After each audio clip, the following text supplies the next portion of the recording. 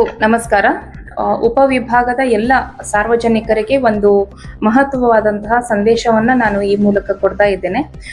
ದಿನಾಂಕ ಇದೇ ತಿಂಗಳ ಜನವರಿ 19, 20, 21ರಂದು ಬಾದಾಮಿ, ಪಟ್ಟದಕಲ್ಲು ಮತ್ತು ಐಹೊಳೆಯಲ್ಲಿ ನಾವು ಅತ್ಯಂತ ಅದ್ಧೂರಿಯಾಗಿ ಬಾದಾಮಿ ಚಾಲುಕ್ಯ ಉತ್ಸವವನ್ನ ಆಚರಣೆ ಮಾಡ್ತಾ ಇದ್ದೇವೆ.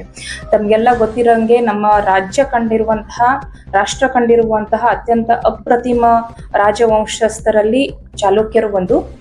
ಬಾಗಲಕೋಟೆ ಜನ ನಾವು ಬಹಳಷ್ಟು ಹೆಮ್ಮೆ ಪಡ್ತೇವೆ. ಚಾಲುಕ್ಯ, ಬಾದಾಮಿ, ಐಹೊಳೆ, ಪಟ್ಟದಕಲ್ಲು ಈ 3 ಕ್ಷೇತ್ರಗಳು ನಮ್ಮ ಜಿಲ್ಲೆಯಲ್ಲಿದ್ದಾವೆ.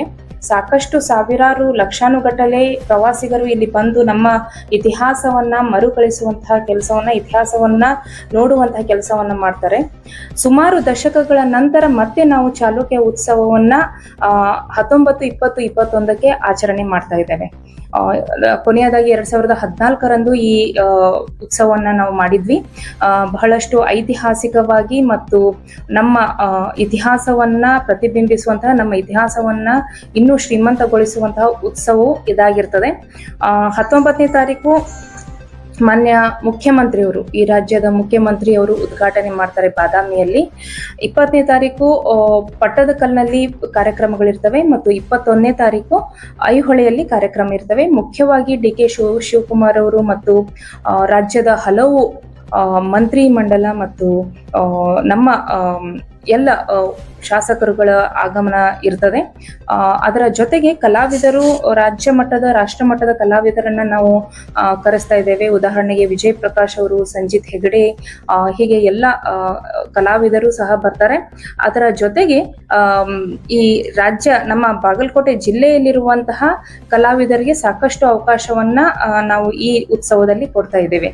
ಸೊ ಅದರಿಂದ ಕಲಾವಿದರು ಸಹ ಈ ಒಂದು ವೇದಿಕೆಯನ್ನ ಸದುಪಯೋಗ ಪಡಿಸ್ಕೋಬಹುದು. ಅದರ ಜೊತೆಗೆ ನಮ್ಮ ಉತ್ಸವ, ನಮ್ಮ ಚಾಲುಕ್ಯ ಪರಂಪರೆಯನ್ನ ಇಡೀ ರಾಷ್ಟ್ರಕ್ಕೆ ಮತ್ತೊಮ್ಮೆ ತೋರಿಸುವಂತ ಉತ್ಸವ ಇದಾಗಿರ್ತದೆ. ಅದರಿಂದ ಸಾರ್ವಜನಿಕರೆಲ್ಲರೂ ನೀವು ಉತ್ಸಾಹದಿಂದ ಈ ಉತ್ಸವಕ್ಕೆ ಬರ್ಬೋದಾಗಿರ್ತದೆ. ಇನ್ನೊಂದು ಆಕರ್ಷಣೀಯವಾದಂತಹದ್ದು ಏನಂದ್ರೆ, ಅಲ್ಲಿ ಸ್ಟಾಲ್ಗಳಿರ್ತವೆ ಮತ್ತು ಟೂರಿಸಂ ಅಂದ್ರೆ ಹೆಲಿಕಾಪ್ಟರ್ ಟೂರಿಸಂ ಅನ್ನ ನಾವು ಈ ವರ್ಷ ಆಯೋಜಿಸಿರ್ತೇವೆ.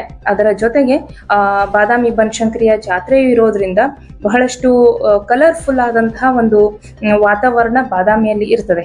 ಈ ಒಂದು ವಿಷಯಕ್ಕೆ ಸಂಬಂಧಿಸಿದಂತೆ ನನ್ನ ವಿನಂತಿ ಏನಂತಂದ್ರೆ, ಉತ್ಸವವನ್ನ ಅತ್ಯಂತ ಅದ್ಧೂರಿಯಾಗಿ ಮಾಡೋಣ, ಅತ್ಯಂತ ಮಹತ್ವವಾಗಿ ಮತ್ತು ಅರ್ಥಪೂರ್ಣವಾಗಿ ಮಾಡೋಣ.